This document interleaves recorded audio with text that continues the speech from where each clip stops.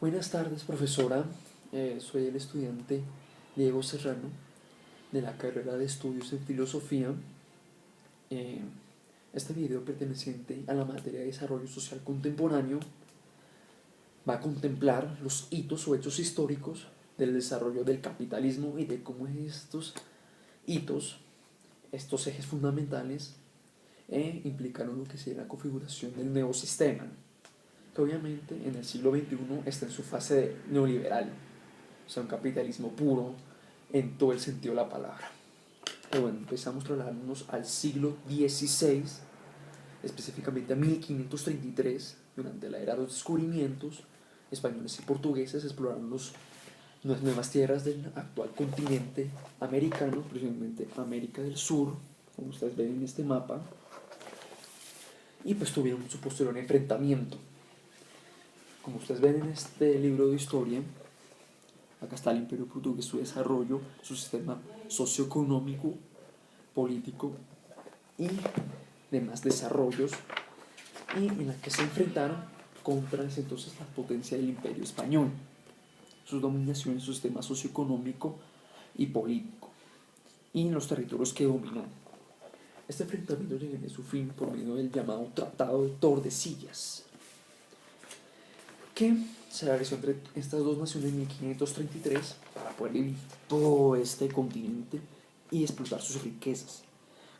Principalmente España se quedaría con esta parte de Venezuela, por todo esto hasta la frontera entre Argentina y Chile, casi por el estrecho de Magallanes.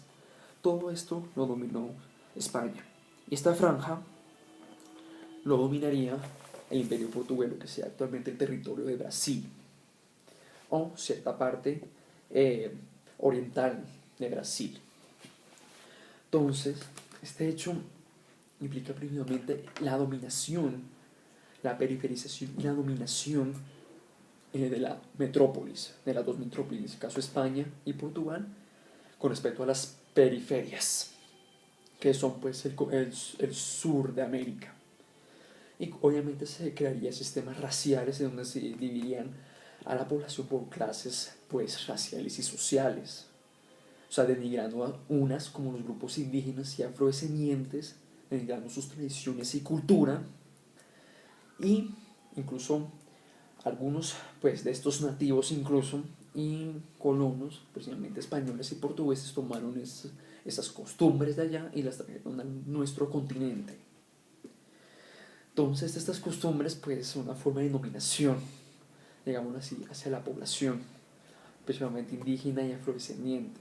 Llegó con ello la esclavización, la colonización y pues un sistema muy excluyente y desigual, que obviamente tuvo muchas implicaciones porque precisamente fueron comerciales, porque abrieron nuevas rutas comerciales, nuevas riquezas a Europa.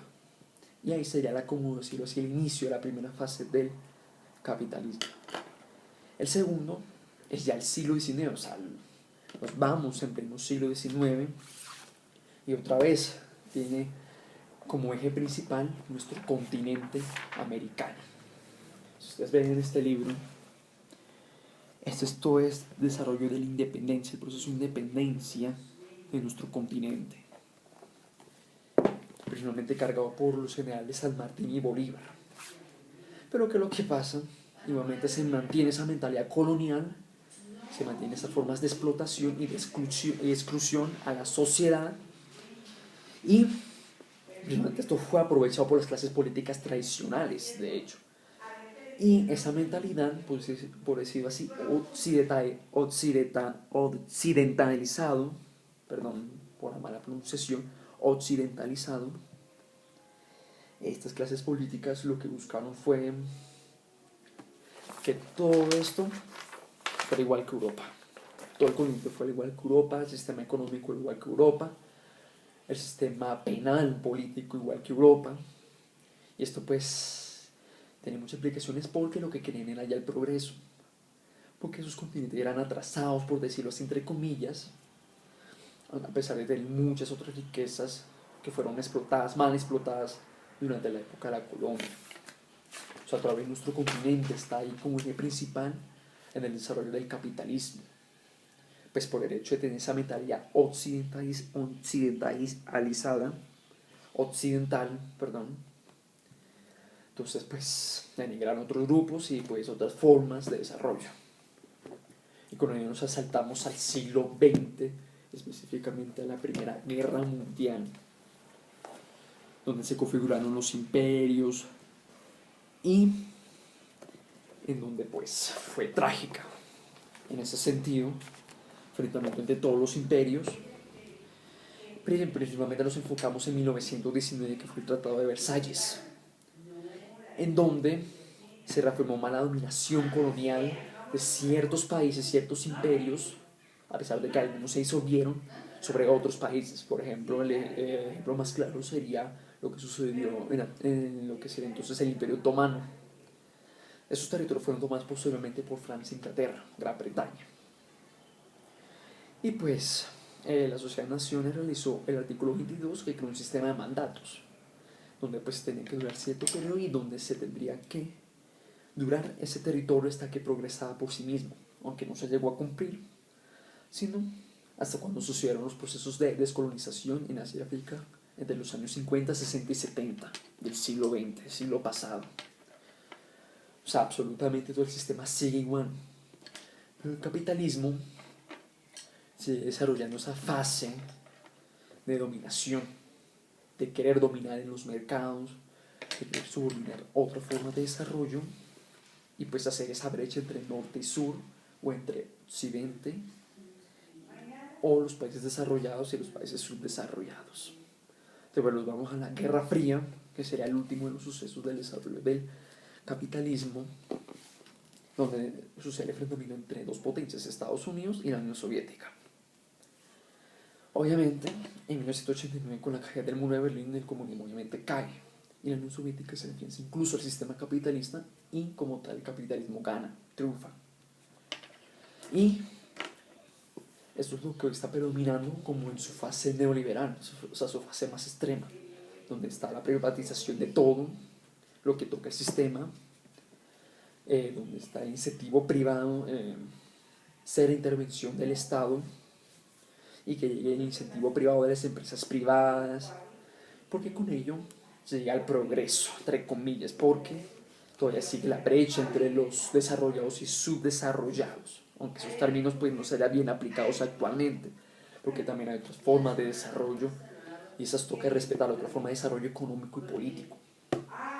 Y esto es lo que quería llegar, pues fue algo corto la verdad, porque estos hitos históricos llegarían a nuestra configuración del mundo actual, a nuestra configuración de un ecosistema viable, entre comillas, en su total fase extrema, donde pues se alimenta sus crisis, provoca crisis en todo el mundo, porque ya la globalización lo que hizo fue abrir esas brechas entre todos los países, pero también le permitió el capitalismo y al neoliberalismo principalmente a expandirse. Y con esto quiero llegar a una reflexión basada en 12 encíclicas, uno de Pablo VI, que es Populorum Progressio, y el aporte de Juan Pablo II a la doctrina social de la Iglesia, realizada por la revista de la Universidad Javeriana. La verdad, porque así las cosas, como son. El sistema actual no facilita otras formas de avance, de progreso, otras formas de desarrollo económico, social, político, y las denigran o las asimilan. En el neoliberalismo, en ese caso, las asimilan, las vuelven una moda, como decirlo así, algo absurdo. O sea, las vuelve algo así como: tienes que hacer esto, aquello, esta vaina puede ser de moda, así, y no. Como decía Pablo VI, que me llama mucho la atención su encíclica, es que no solo se debe pensar en un crecimiento económico, sino un crecimiento del ser humano, del hombre. De hecho, ese crecimiento se centra en el hombre, o sea, el bien, para el bien común, el bien del hombre, del ser humano, el bien de los seres vivos. Y por ello se debe lograr como un equilibrio, se debe lograr como nuevas formas, nuevas alternativas de desarrollo social y económico, no denigrar esos grupos sociales, esos grupos étnicos, que pueden traer muy buenos aportes pues a nuestro actual mundo, que está cada vez más convulsionado. La situación, por ejemplo, del coronavirus, las guerras comerciales que hay, por ejemplo, entre China y Estados Unidos.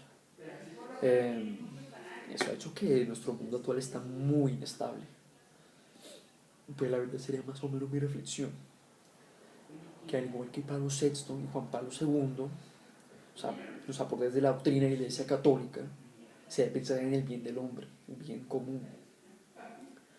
No se debe denigrar otras formas de desarrollo, no, hay muchas. Y por ello es lo bueno de tener esta diversidad de cultura, por ejemplo en el caso de nuestro país, nuestra diversidad de culturas, de manifestaciones, tradiciones, creencias. Entonces sería más o menos mi reflexión. Entonces pues, no siento más. Muchas gracias, profesora, por ver este video. Y pues, que tenga buen resto de semana. Hasta luego.